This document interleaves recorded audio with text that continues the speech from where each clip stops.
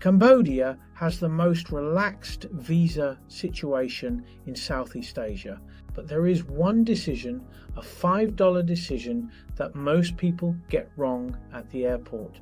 And that $5 mistake costs weeks of frustration, extra trips, and unnecessary stress. This video makes sure that does not happen to you.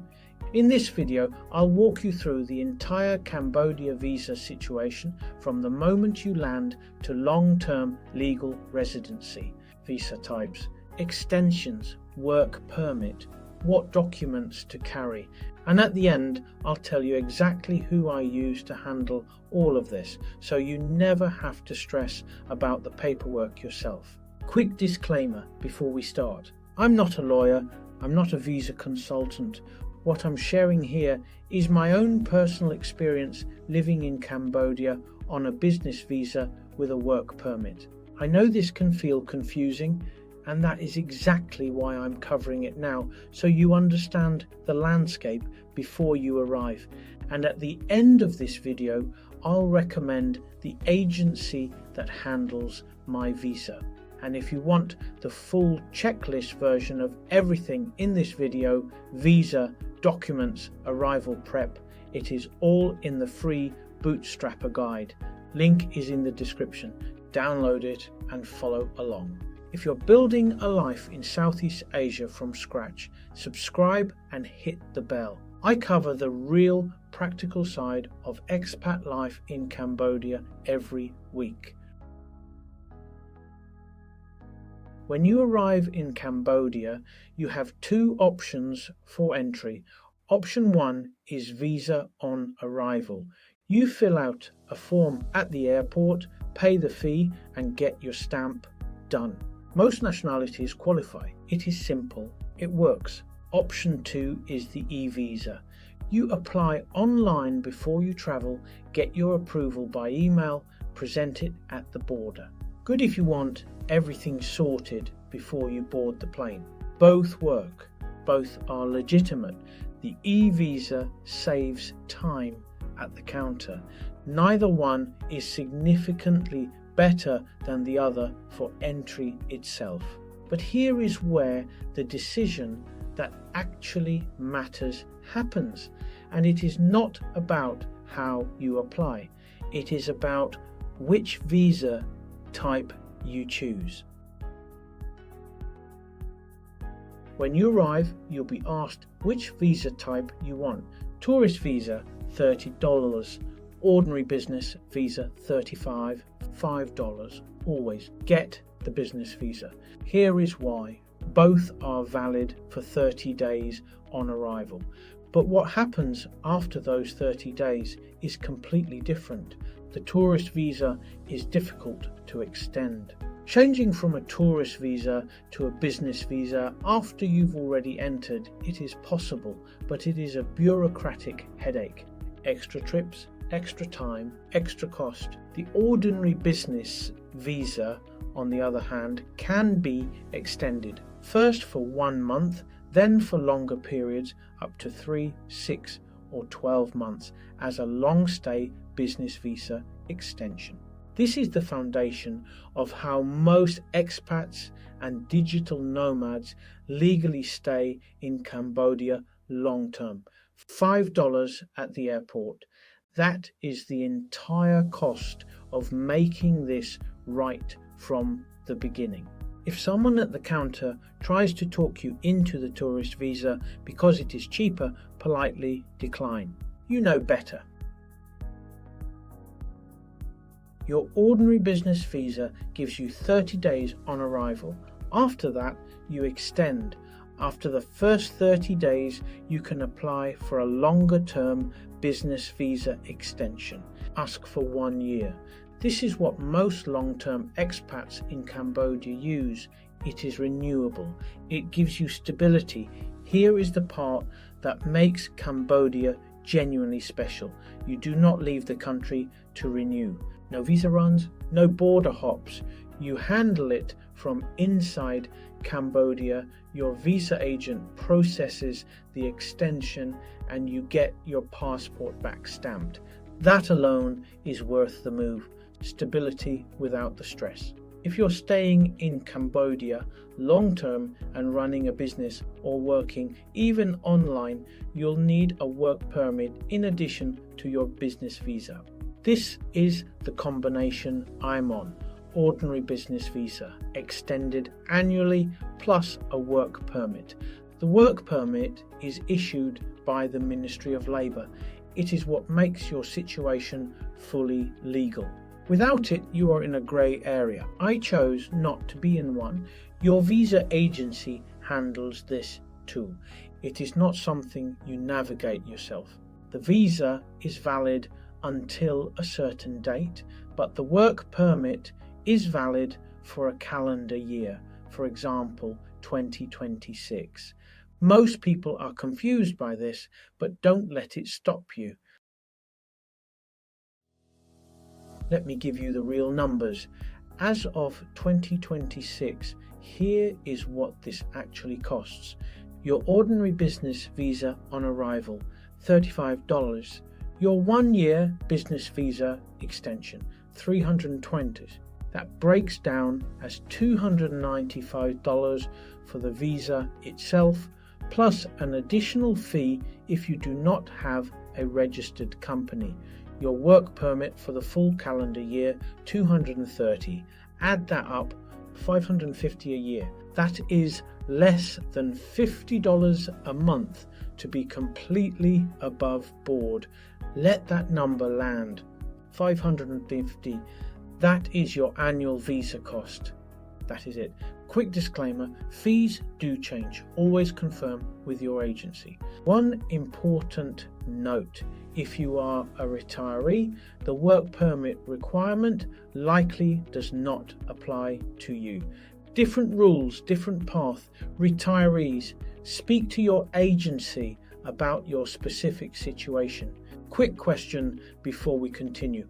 Where are you in the process right now? Still researching, actively planning, or already in Cambodia?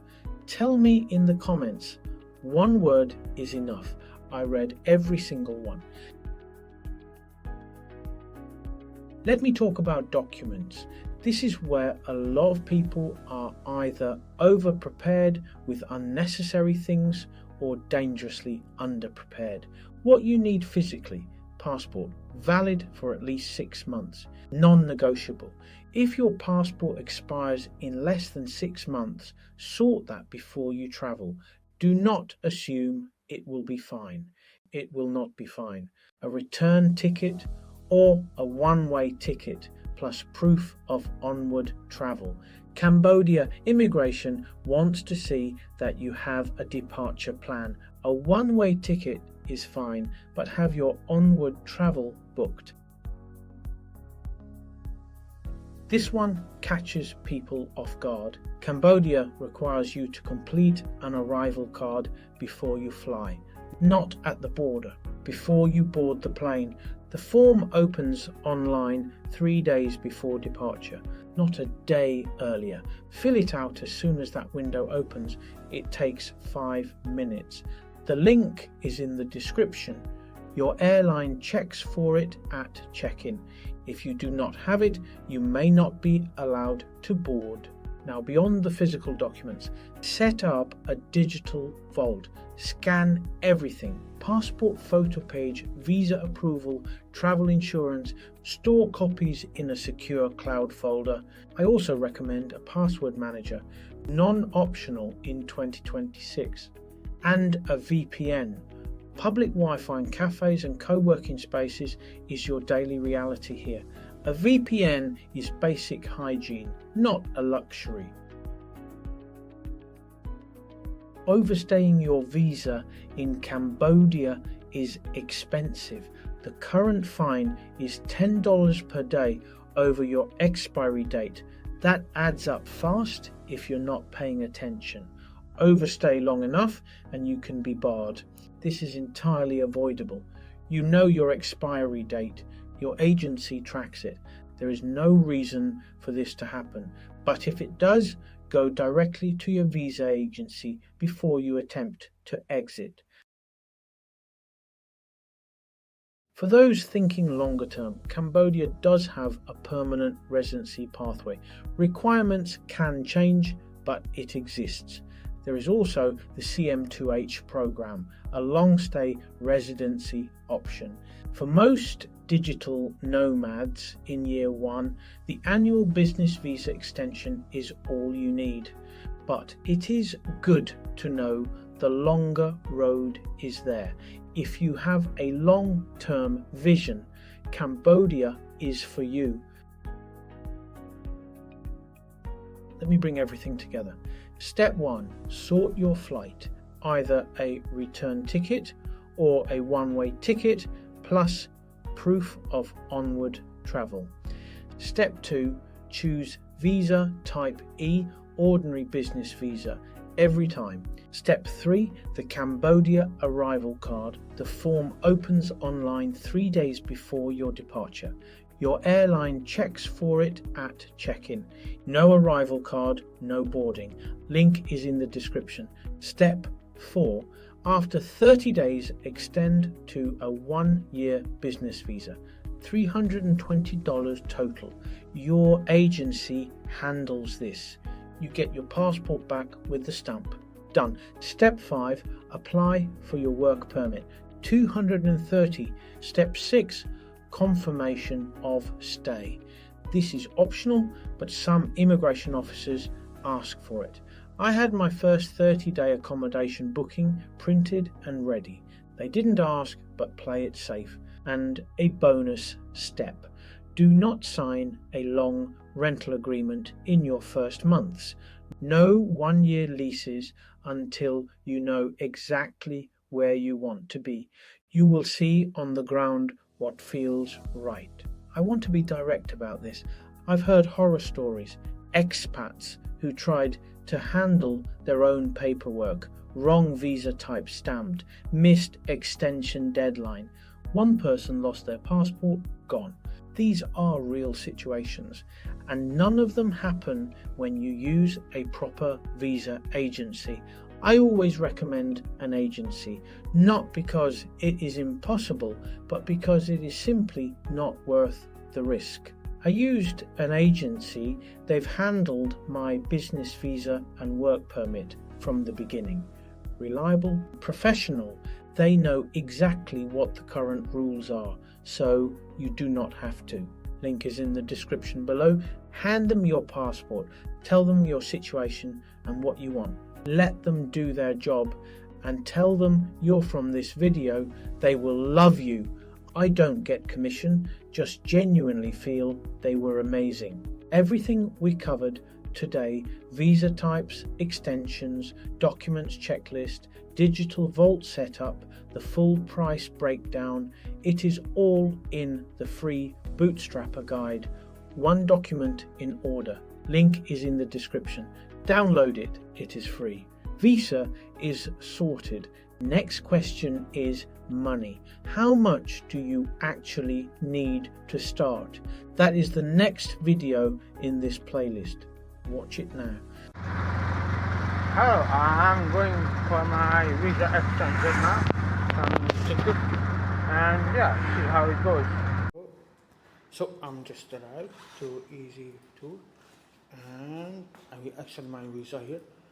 You will find the links below the video. So there are 3 things you need to extend the visa. The first is the passport, then the work permit and the cash, and then you are good.